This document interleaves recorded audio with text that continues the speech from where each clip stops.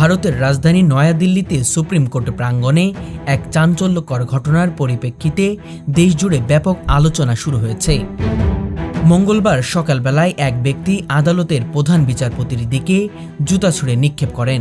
ঘটনাস্থলেই নিরাপত্তা বাহিনী তাকে গ্রেপ্তার করে। এই অপ্রত্যাশিত হামলার কারণে আদালতের কর্মসূচি কিছু সময়ের জন্য স্থগিত করা হয়। পুলিশ সূত্রে জানা গেছে, হামলাকারী পূর্বেই রাজনৈতিক ও সামাজিক অনিশ্চয়তার বিষয়ে অসন্তুষ্টি প্রকাশ করেছিল। তবে এখনও তার পেছনের মোটিভ ও সরাসরি কারো প্রচারণায় এই ঘটনার বিষয়ে তদন্ত চলছে। সুপ্রিম কোর্টের মুখপাত্র জানিয়েছেন, প্রধান বিচারপতিকে কোনো শারীরিক আঘাত হয়নি। তিনি নিজেই বলেন, এমন ঘটনা অত্যন্ত দুঃখজনক, তবে বিচারিক দায়িত্বে কোনো প্রভাব পড়বে না। আদালতের কর্মকর্তা ও কর্মীরা জানান, নিরাপদ ব্যবস্থায় শৃঙ্খলাবদ্ধভাবে কাজ করা হলেও এটি প্রমাণ করে যে আদালত ভবনের বাইরে আরও শক্তিশালী নিরাপত্তা ব্যবস্থা থাকা প্রয়োজন। বিশেষজ্ঞরা বলছেন, এই ধরনের ঘটনা শুধু বিচারিক ব্যবস্থার প্রতি আঘাত নয়, বরং সাধারণ নাগরিক ও দেশের সামগ্রিক আইনি নিরাপত্তার উপরেও প্রশ্ন তোলার মতো বিষয়।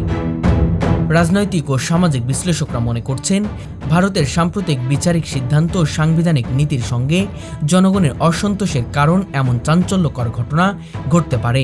বিশেষ করে প্রধান বিচারপতির নেতৃত্ব নেওয়া বিতর্কিত রায় ও নীতিমালা নিয়ে বিভিন্ন সামাজিক গোষ্ঠীর মধ্যে উত্তেজনার সৃষ্টি হয়েছে। পাশাপাশি দেশজুড়ে গণমাধ্যম ও সামাজিক যোগাযোগ মাধ্যমে এই ঘটনার ছবি ও ভিডিও ছড়িয়ে পড়ার পর তা তীব্র প্রতিক্রিয়া সৃষ্টি হয়েছে। অনেকেই প্রশাসনের নিরাপত্তা ব্যবস্থার সীমাবদ্ধতা নিয়ে প্রশ্ন তুলছেন। এই ঘটনার ফলে শুধু নিরাপত্তা কড়া করার প্রয়োজন নয়, বরং জনগণ ও আদালতের মধ্যে সঠিক যোগাযোগ ও সচেতন বৃদ্ধি করার গুরুত্ব বোঝা দরকার।